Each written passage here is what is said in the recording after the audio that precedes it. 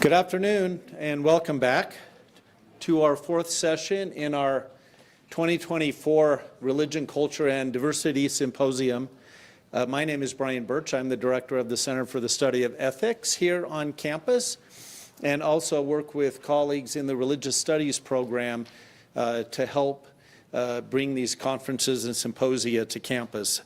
I want to publicly thank everyone who's been involved in the organization of this event. This involves faculty, students, and especially the staff of the Center for the Study of Ethics. So please join me in thanking them.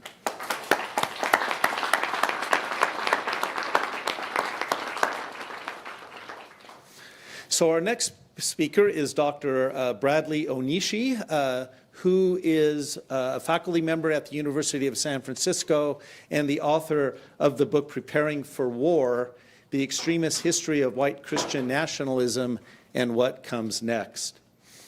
Some of you know Brad as being the co-host of the Straight White American Jesus podcast and other public forums in which he speaks. He writes often for public outlets, including the New York Times, HuffPost, Politico, NBC, and others. Dr. Onishi holds graduate degrees in religious studies from Oxford University and the University of California, San Diego. And it's our pleasure to have him here. He will be speaking on white evangelicalism and white Christian nationalism. Please join me in welcoming Bradley Onishi.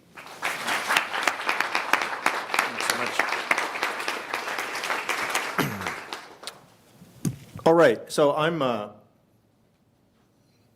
that smart, but I'm not that dumb either. So I know I am the man standing in front of you in lunch, okay? So we're gonna do this. I wanna see the granola bars, the Lay's potato chips. Get them out, okay? You can eat in class, all right? Let's do it, okay? I know. Yeah. No, put it on the evaluation. Teacher, let me eat in class, right? 5 stars, okay? I wanna see it, okay? Rate my professor, the whole thing. So I want to talk about something that's been mentioned a lot today, and I think we've been circling around in really interesting and fruitful ways through all the 3 talks that went before me. And I think in my mind, perhaps zone in on white evangelicals, why they are, as Dr. Park just mentioned, kind of the foundational base, if not the entire program of white Christian nationalism in the United States, and just talk about some of the dynamics involved in white evangelicalism and white Christian nationalism. So, the question I want to ask to start is, how did we get here? So some of you already know what you're going to see, but this is former President Trump selling Bibles the days before Easter. Here we go. All Americans need a Bible in their home, and I have many. It's my favorite book. I'm proud to endorse and encourage you to get this Bible. We must make America pray again. Make America pray again. After launching sneaker and cologne lines last month, the former president, so he's selling, get this, the God Bless the USA Bible. That's in partnership with country singer Lee Greenwood. He takes the stage to Greenwood's music. It's only $59.99, and just for that, you get a copy of the Constitution, a copy of the Bill of Rights, a copy of the Pledge of Allegiance, and the Declaration of Independence, as well as the Bible, I guess. Okay, so there's a couple things happening there, but come on, let's notice a couple things. It's not free. You could give them away, right? He didn't, Most hotel rooms across the country, if you look in the drawer, there's a free Bible. Didn't do that, right?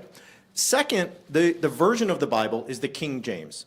And I think that's really pertinent for what we're talking about today, because as we've established already through 3 great talks, white evangelicals are not the entirety of white Christian nationalists in the country, period, right? We've talked about Catholics, we've talked about LDS, there's more folks to talk about. We need to, and what are evangelicals? Does that include Pentecostals, right? Does that include charismatic Christians, charismatic Protestants? How are black Protestants often categorized? There's so many things to discuss. But this is the King James. So the King James Bible, it's not the Book of Mormon, right? The King James Bible is not a Bible that's commissioned by the Catholic Church either, right? So this is not a play that's going to gain him any kind of seemingly votes or good feeling or something with folks who whose holy book this is not. Now, if you want my honest opinion, he needs money. He likes to sell things. He sold sneakers. He likes to sell anything, get his hands on, from steaks to sneakers, whatever. So we can talk about whether or not this was strategic, but because it's the King James Bible, this tells me he is playing to Protestants in the United States. Okay, I think we can look into that. So how did we get here?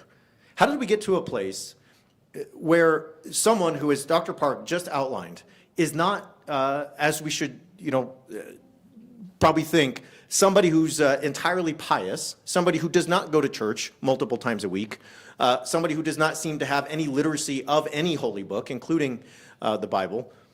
How did we get to a place where days before Easter, is selling a Bible that has not only the King James Version, but the U.S. Constitution and the Bill of Rights? I mean, how does that happen? There's 30 hours to talk about here, right? There's a 2-year master's degree to get in how we got here. But I want to present to you one facet of this historically and talk about one election. Now, before I get there, I want to talk about measuring Christian nationalism. And we already got there in the second session today with Dr. Griffin. And I'm going to use some data that's a little different than the data that is in the Take America Back for God book from 2020. This is from a PRRI survey from 2023, and it's one that Dr. Butler referenced at the end of her talk in terms of the PRRI outlet and the research they do. So when they measure Christian nationalism, they ask these questions recently. The U.S. government should declare America a Christian nation. U.S. laws should not be based on Christian values. If the U.S. moves away from our Christian foundations, we will not have a country anymore. Being Christian is an important part of being truly American. God has called Christians to exercise dominion over all areas of American society. We still have ambiguity. What does Christian mean here? Does that include all Protestants, all Catholics, right? If you're reading this and you're taking that survey, does this include folks who are part of the LDS Church and tradition, Jehovah's Witnesses? And so there's a lot of questions. But these questions are more specific than the ones we saw earlier this morning from the Take America Back for God book, and they seem to be an attempt on the part of PRRI to use the framework by Perry and Whitehead, but also to refine it and specify it, okay? So this is how they measured Christian nationalism. So, a little hard to see, and I apologize for that, but at the very top, you'll see white evangelical Protestant. And 29% of white evangelical Protestants are what they call adherents to Christian nationalism, meaning they're going to answer these survey questions in a way that puts them in the strongly agree category, that these are Christian nationalists who adhere to a Christian nationalist ideology according to the survey questions presented. Another 35% are sympathizers. So these are folks who would sympathize even if they have some kind of hedging their bets or reluctance at certain parts. Now, when we get to other groups, we see different results. We see other Protestants of color, and that we see that at 20% and 32%. Now, it's still sizable, and it's still significant, but it is lower. Hispanic Protestant, again, significant and yet lower. Latter-day Saints, much lower, especially in the adherence category. Black Protestants, much lower. And we go on down the line with the unaffiliated, those who don't affiliate with any religion, expectedly being at the lowest to adhere to any form of Christian nationalism or any sympathy with it. So we have about 2/3 of white evangelicals that score as white Christian nationalists. They are the group that scores the highest.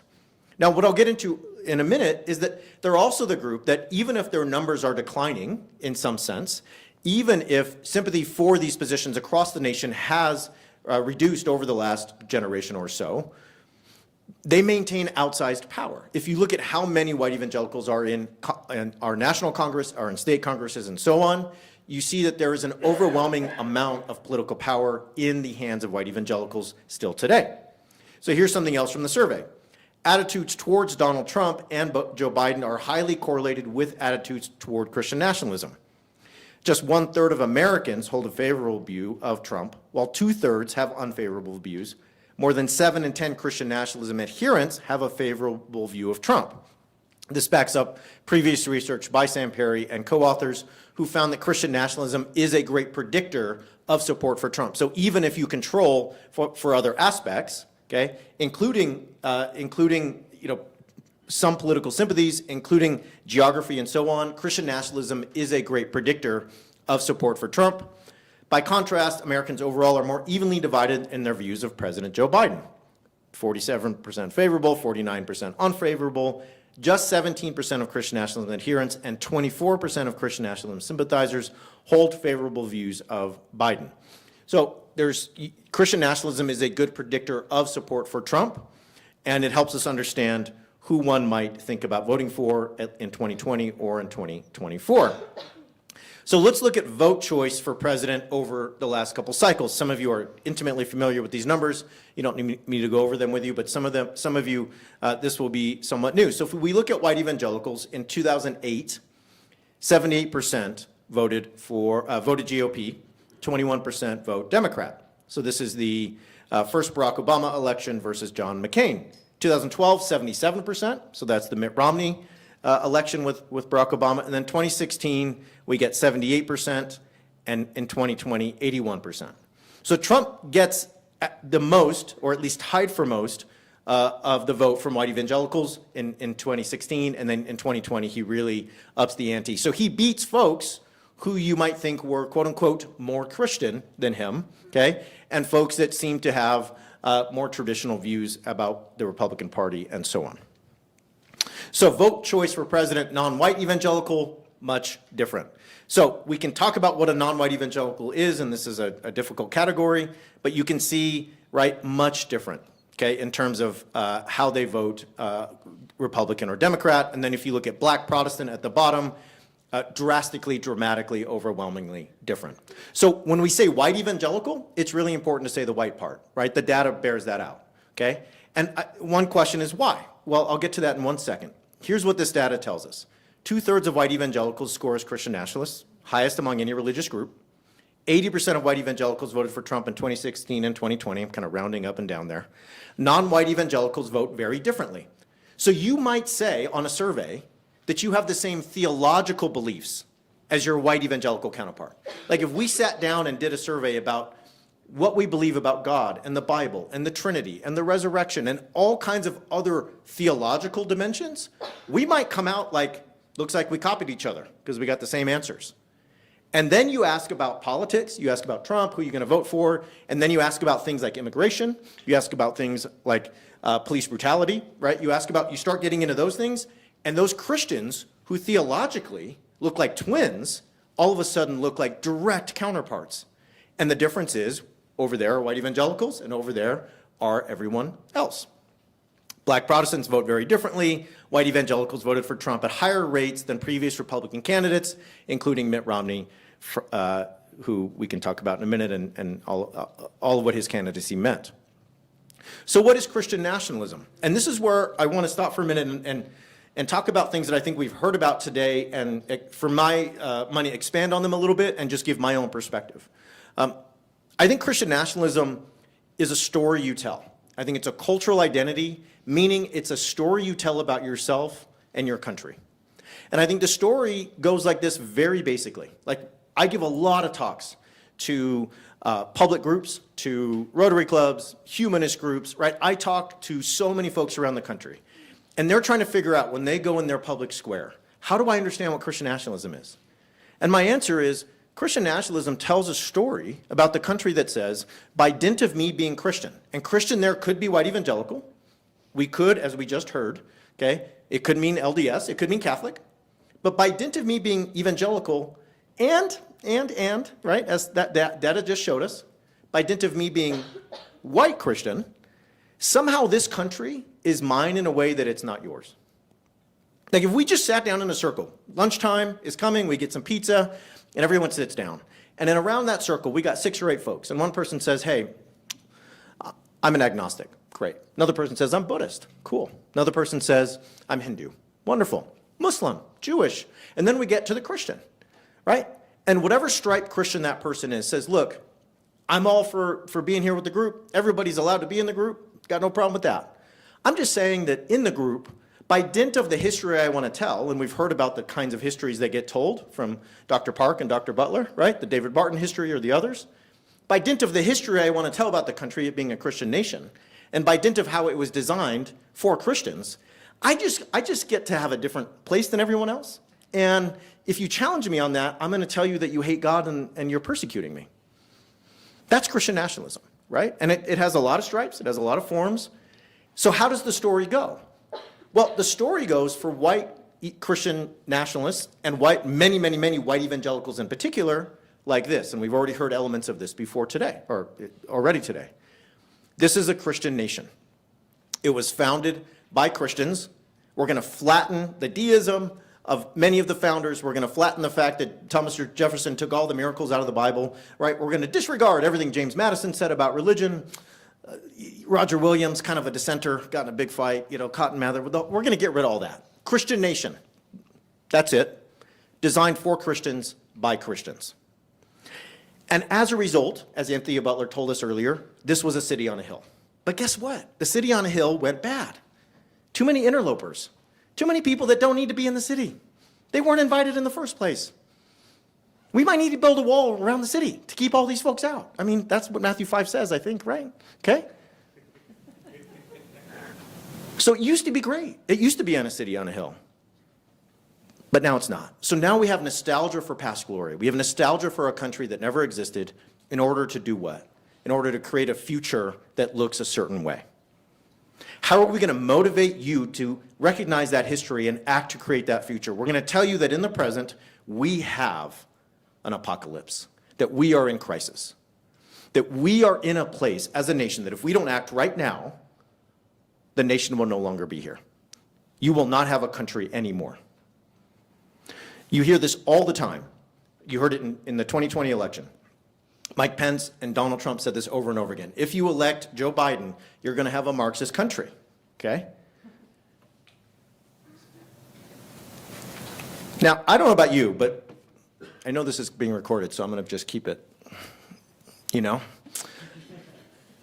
But like Joe Biden's been in the Senate since like 1921 or something, right? He used to hang out with John Calhoun and stuff. Like, when I do the history of Marxism, anyone done philosophy? I know there's philosophers in here. You all done the history of Marxism? We got like Marx. And then there's some like big names in Marxism, right? Like Trotsky, Lenin. Like when I do that genealogy on the wall, like I live in California, we're all Marxists there or whatever, right? Like when I got that like Mount Rushmore on my wall and stuff, I'm teaching my little daughter. It just goes Marx, Trotsky, Lenin, Joe Biden. Radical. It does not. Joe Biden has been moderate. Joe Biden has been in our government for a long, long time. He's never been what you would call at the leftist edge of the Democratic Party. It doesn't matter. It doesn't matter. What matters is this. If I convince you we're in apocalypse, you will act in a way that is abnormal. So I live in California. We have earthquakes, right? I got two little kids. I got a 6-month-old and a 2.5-year-old. So let's just say on the weekend I want to do something crazy. Like I want to get going, like go to Target. You know what I mean? That's like as much fun as I have on Saturdays right now, okay? I got to get like milk, extra diapers, extra clothes, extra water, extra snacks, right? Get everyone in the car. Takes like 47 minutes, I'm not wearing a shirt somehow. Got to go back in the house. All right. We got to Target. Took an hour. It was pretty fun. And we went home. When there's an earthquake, I don't do any of that. I just grab those babies and we get under the table, we run out of the house. Why? Because it's a crisis. If I can convince you not to think about best practices, what the long-term health of your community means, but if I can tell you right now, you need to act or you won't have a life, a country. The people you love most and the way of life you love most will be gone. I can get you to act in extreme ways. So the past is a nostalgia for a country that never existed, and the present is a crisis that does not exist in order to create a future that is based on a very myopic vision of what the country should be. So this has been referenced twice already today. We have Dr. Griffin and Dr. Butler referenced it, so let me play you just a little bit. Our media culture often mocks and demeans people of faith, and you understand that. All the time I hear from concerned parents how much harder it is for a Christian family to raise their children in today's media environment. It is right, isn't it? Huh? It is right. Not even close. Your values of love, charity, and faith built this nation.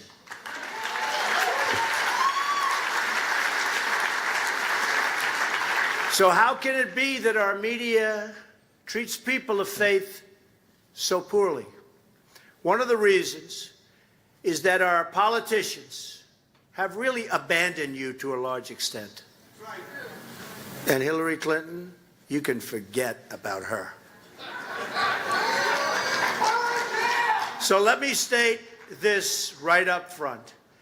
A Trump administration, our Christian heritage, will be cherished, protected, defended like you've never seen before. Our media culture often So you see there, just in that 1 minute, right? He talked about heritage. He talked about the past several times. And he says, you're now under threat, right? That great past is gone. You're under attack. You better vote for me. Otherwise, you won't have a country anymore, okay? So how did we get here? If we want to talk about white evangelicals voting for someone, as Dr. Park already referenced, who does not seem to share their values, who does not seem to be a family values person, as evangelicals talk quite often, does not seem to be a values voter, as evangelicals used to talk about in like the early aughts, does not seem to be a moral majority person. How do you vote for this man? Well, in the time I have left, let me take you through one election. We could go through several elections. We could go through 300 more hours of how we got here. Here's one. Here's Jimmy Carter, and here's Ronald Reagan. Which one of these folks is a dyed-in-the-wool, lifelong Christian in the sense of attending church and reading the Bible, at least as he says? Which one is it? Who knows? Jimmy Carter, right? Jimmy Carter is like a lifelong Southern Baptist for the most part, okay?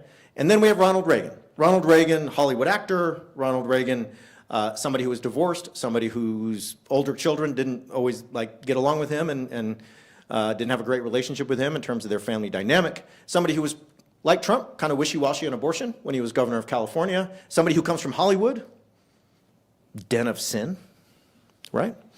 And somebody who did not have bona fides in terms of being a lifelong church attender, and somebody who was a Sunday school teacher and a dyed-in-the-wool evangelical, not even close. But here's how prominent evangelical leaders spoke about Carter and Reagan in the run-up to their election in 1979, 1980. And we all made a commitment to God that day. For the first time in our lives, we were going to get involved in the political process and do everything we could to wake up the Christians. So I stood there and I prayed this prayer. I said, oh God, we have got to get this man out of the White House and get someone in here who will be aggressive about bringing back traditional moral values. I happen to believe, from all the study that I have been able to do, all the information I've been able to get, that when you interrupt a pregnancy, you are taking a human life. Now, that puts that human life within the protection of the Constitution, the guarantee of life, liberty, and the pursuit of happiness. In 1980, as evangelicals had thought 4 years before with Carter, a presidential candidate appeared to champion the evangelical cause. I was asked once what book I would choose if I were shipwrecked on an island and could have only one book for the rest of my life. I replied that I knew of only one book that could be read and reread and continue to be a challenge: the Bible. All the complex and horrendous questions confronting us at home and worldwide have their answer in that single book.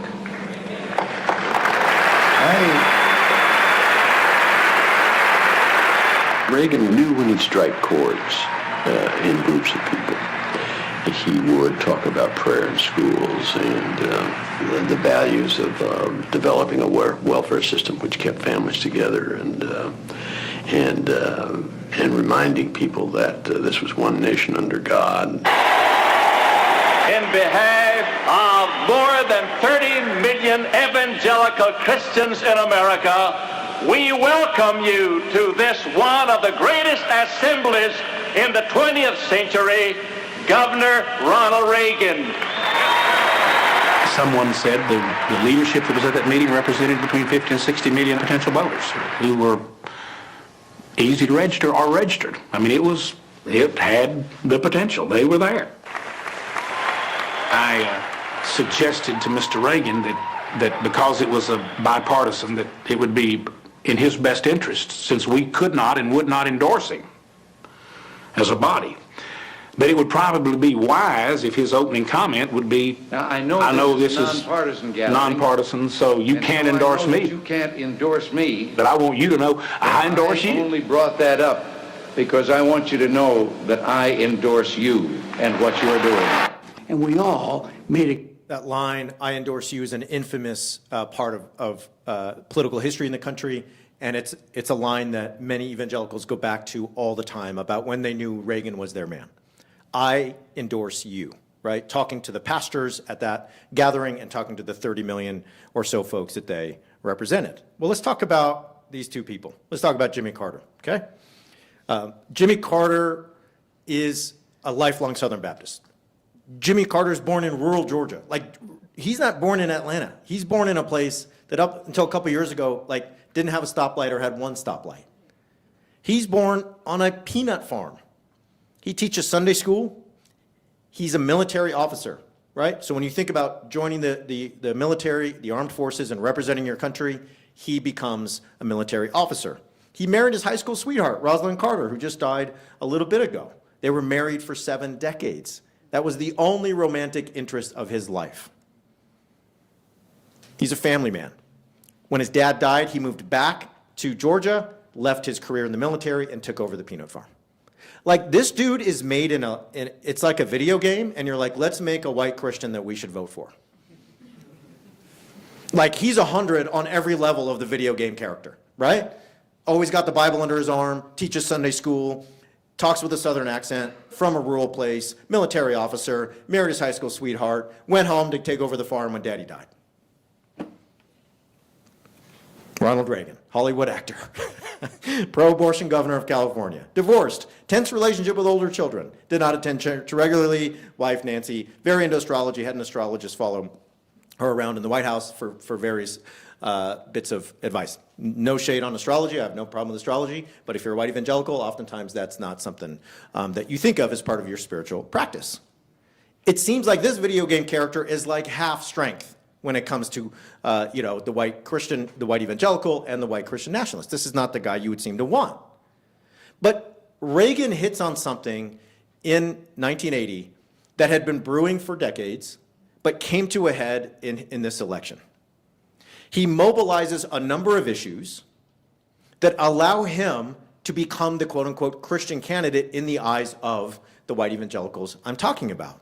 One of them is the idea of family values. Now, family values is decoded as families should be a heterosexual couple with a man and a woman that is productive or reproductive. Any other form of family is not only un-Christian, but it's un-American. He hits on this, and it mobilizes folks who are white evangelical. It does motivate a lot of white Catholics as well. And they start to see Reagan as somebody, kind of like Donald Trump a couple of decades later, who may not share their identity or their verbiage. He may not be literate in all the church lingo that they have, from Sunday school and the potluck after church. But he seems to be advocating the policies that would put what we want in power. It seems like this is a direct line to us imposing and affecting our vision of the country on the United States in ways we want. Now, when we zoom in on Jimmy Carter's presidency, Jimmy Carter's president from 1976 to 1980. He takes over the White House. The country's reeling from the Nixon scandal. A lot of people are looking for stability. A lot of people are looking for a good old homegrown politician who's honest and kind of hokey and just going to tell you the truth. Well, that was Jimmy Carter, right?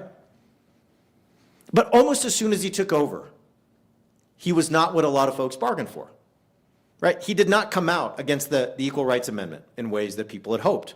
He did not speak out against gay rights in ways people had hoped. He put more women and people of color on the judiciary than any president before him. Folks wanted him to talk about family values at a conference, and by the time he convened that conference in 1979, the evangelicals who had clamored for him to organize it refused to attend, and instead they protested outside of it. It was all of a sudden like Jimmy Carter, the guy that I said was made in a lab for the white Christian nationalists to vote for, was too woke. It was like he was not for them, even though he was more one of them than they could have ever imagined. It was almost like the story he told of the United States didn't match onto the story they wanted told about the United States. So regardless of his piety, he didn't affect power like they wanted.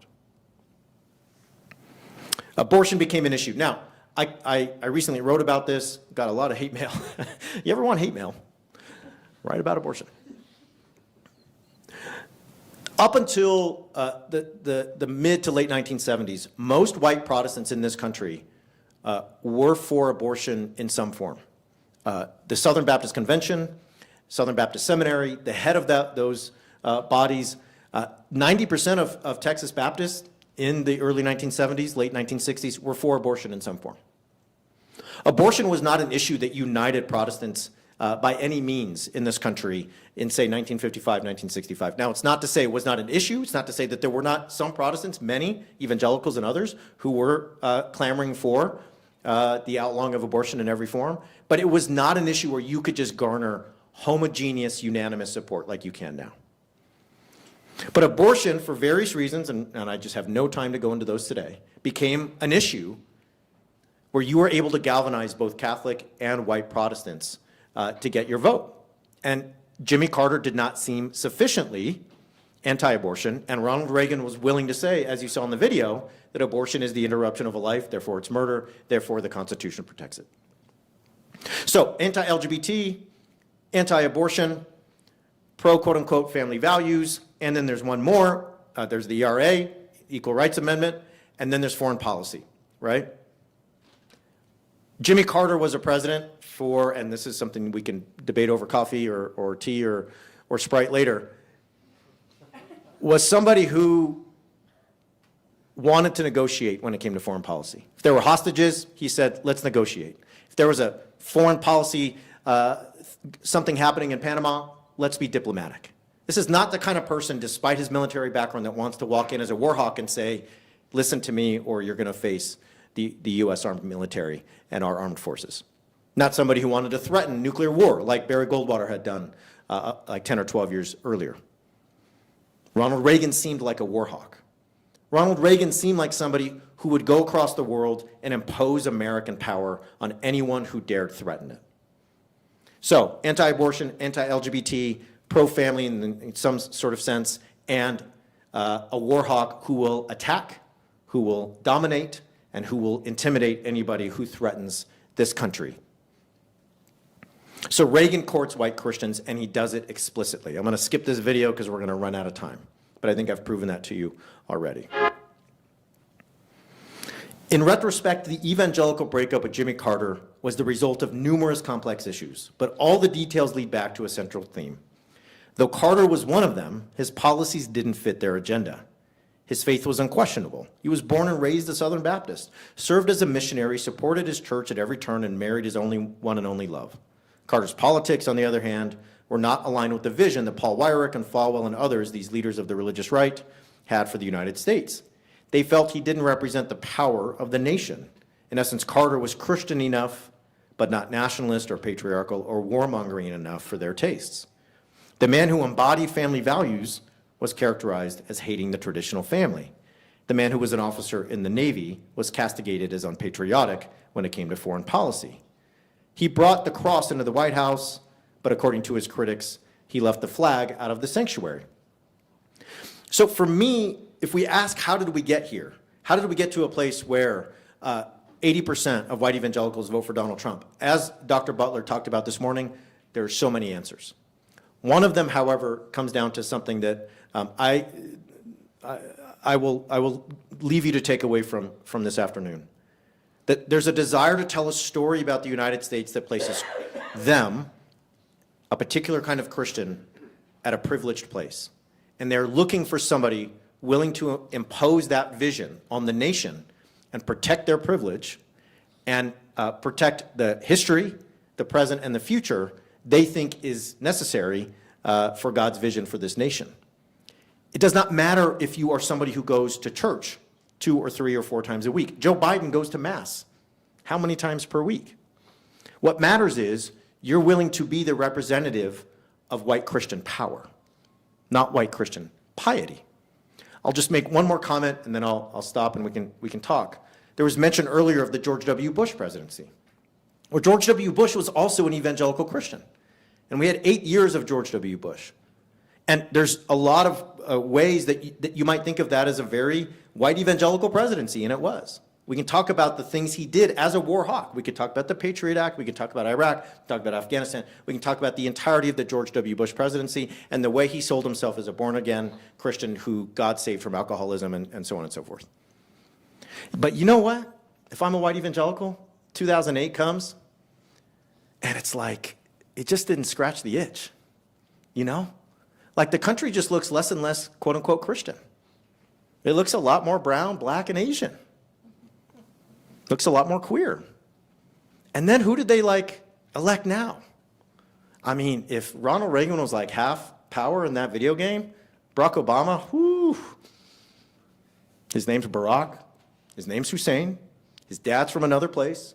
His dad is black. His wife is black. His kids are black. He grew up in Hawaii. My family's from Hawaii. Is that even part of the country? That's what a lot of people want to know. You got to change your money when you go there? Not sure. Can't remember. Do they speak English? Is that even like America? This guy was created in the video game as the final boss. There will be no country if you let Barack Obama be president. And now gay people can get married. So by 2016, we don't want another evangelical saved by God like George W. Bush. We don't want another actor who's going to promise things like Ronald Reagan. We want a bully. We want a barbarian. We want the guy that'll punish the people who have ruined the city on the hill and put them in their place. We want them to hurt because that's what God wants. Otherwise, we won't have a country anymore. So I don't care if he goes to church. I don't care if he knows that 2 Corinthians is 2 Corinthians or vice versa. I don't care if he's trying to sell me a Bible for $60. I don't care about hush money and porn stars or divorces or any of that business. I want him to hurt the people that need to be hurt and restore the social order the way God wants it so this country will flourish and I can be free again. So he's my man. 2016, 78, 80% vote for him. What happens in 2020? Only more. More white evangelicals vote for Trump than before. They didn't abandon him. They doubled down and more showed up to the polls in his name. And I think you're going to see it again in 2024. Thank you.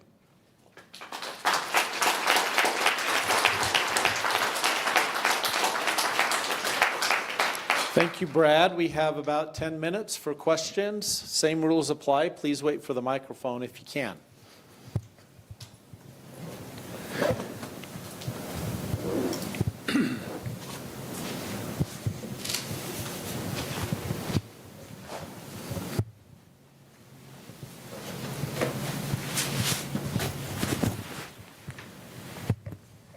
So when one party's people are portrayed as secularist, agnostic, God haters, and so forth, right, in the discourse, how do you challenge that given the emotional appeal of those sorts of characterizations?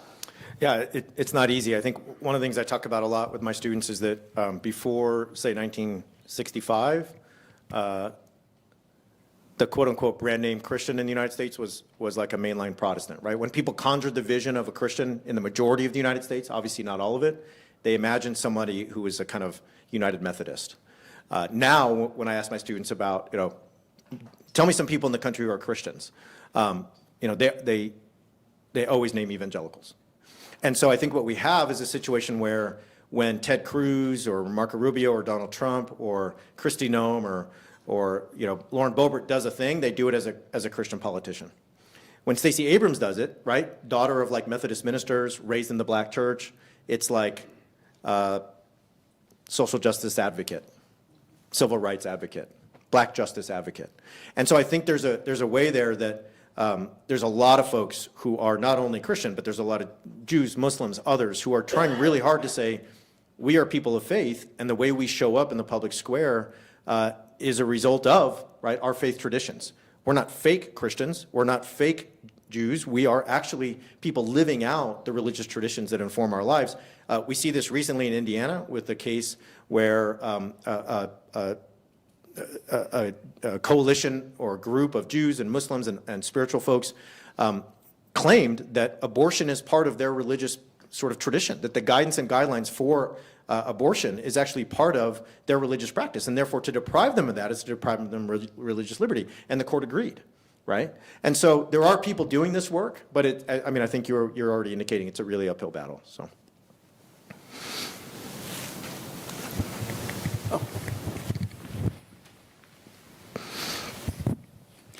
So obviously, Christian nationalism, national issue, and you mentioned how Utah's weird, and I agree. But I did. like we're a little Go to the different. recording. I don't think that's on the recording, but we can look at it. So my question, because my question is, if you know anything more specifically about the relationship between LDS Christianity and this issue, because I do know that even in the statistic, it was definitely strange in some way. Yeah.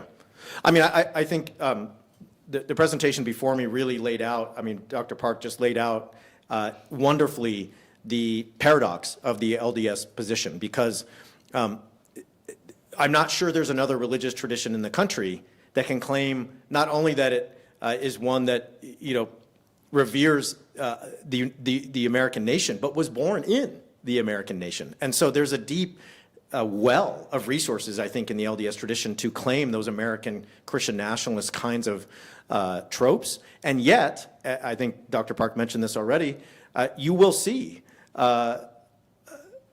those who have centralized power in this Christian nationalist ethos willing to drop and or abandon LDS folks if it is politically expedient. And so when I was growing up as an evangelical, we were told that LDS folks were not real Christians, okay? But then Mitt Romney ran for president against Barack Obama. That guy created a video game. And Mitt Romney and Billy Graham got together. And all of a sudden, like an hour later, Billy Graham's website no longer listed, the Latter-day Saints Church as a cult, right? Because it was politically expedient for Billy Graham to say, I would rather have Mitt Romney than Barack Obama, right? But I think don't get me wrong, I think they would do the reverse like that if they needed to. So I'm not sure if I'm answering your question, but yeah. No, that was wonderful.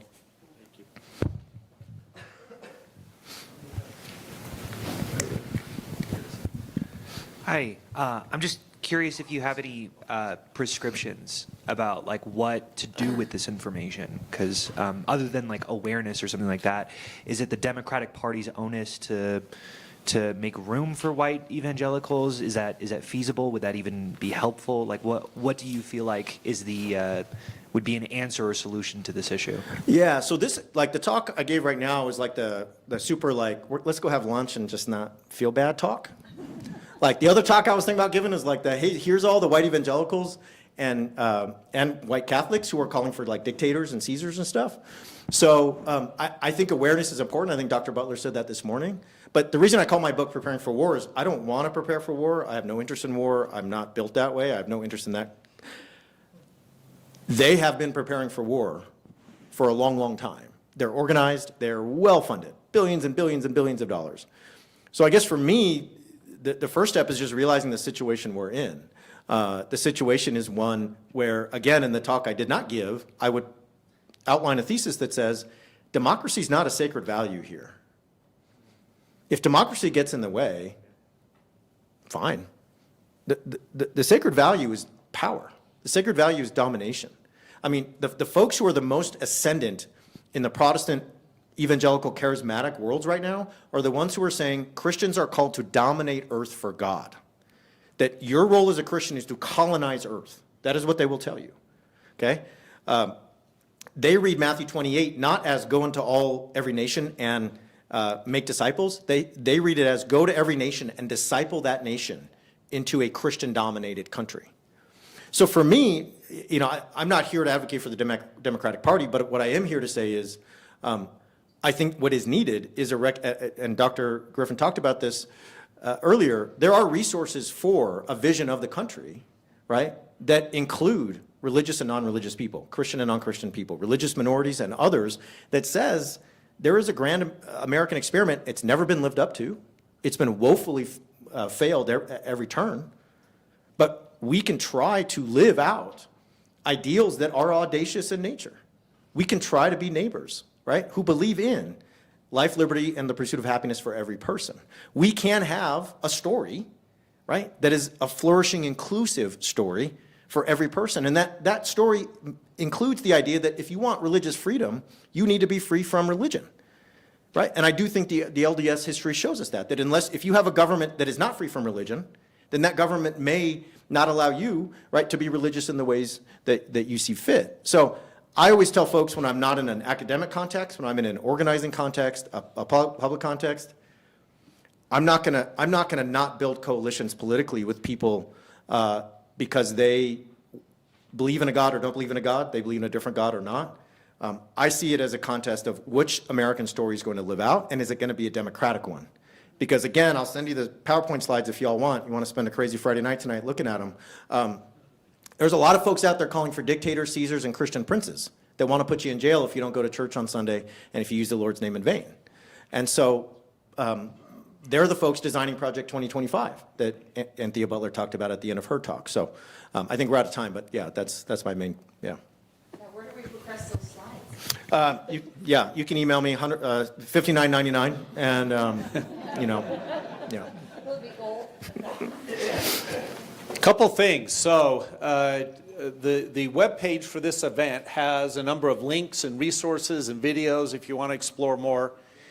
Any of us connected with the event are more than happy to follow up with additional resources. We want you to have more than you could ever want to know about this topic. So it's there. We're happy to be in communication with you. Before we thank Dr. Onishi, I just want to call your attention to the pizza that just arrived. So at 1 o'clock, we're going to begin screening the documentary film, God and Country. This is a film that was just released a month and a half ago or so. It's in very limited release across the country, but we were able to get a screening of this film. And it features people who've been mentioned in this symposium, and it's very relevant to what we've been talking about. So if you want to grab pizza and stay for the screening, we'd love to have you. The running time is about 1 hour and 30 minutes for it. So with that, please join me in thanking Dr. Onishi.